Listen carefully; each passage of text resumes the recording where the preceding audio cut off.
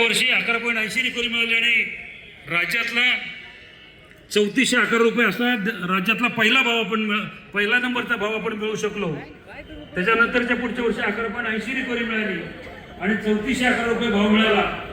आणि गेल्या वर्षी तर खूप मोठ्या प्रमाणावर चौथ्या वर्षी महाराष्ट्रामध्ये सगळ्यांना आश्चर्याने तोंडात बोट घालायला लावे अशी परिस्थिती निर्माण केली आणि 3636 रुपये असा ऐतिहासिक भाव या संचालक मंडळाने आपल्याला दिला.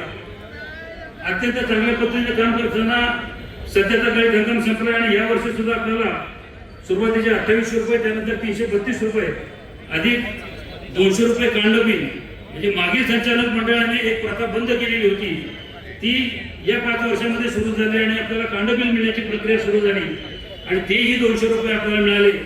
त्यामुळं आजही राज्यामध्ये 3332 रुपये देणारा ॲडव्हान्स देणारा माळेगाव सहकारी साखर कारखाना हा राज्यात पहिला कारखाना ठरला आहे हे सांगायला मला निश्चितपणे आनंद होतो.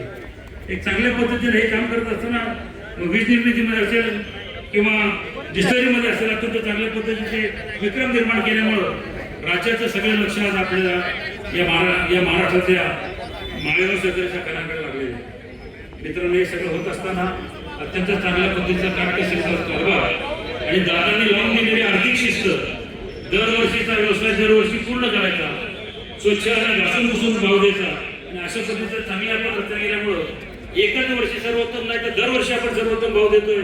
हे तर जोरदार टाळ्या वाजवून आपण या संचालक म्हणून या ठिकाणी आभार मानले पाहिजे. खरं तर भावाचा सर्वसामान्य आपण सभासद म्हणलं तर सभासदाची काय अपेक्षा असते की मी माझं जे शेती करतोय, मी माझा जो ऊसाचा व्यवसाय करतो त्यामध्ये माझा ऊस वेळेत काळात झाला पाहिजे, मला जास्तीचे चांगले पैसे मिळाले पाहिजे. आणि या माध्यमातून तो विचार करत असताना ही संपूर्ण या आपल्या संचालक मंडळाने ती त्याची अपेक्षा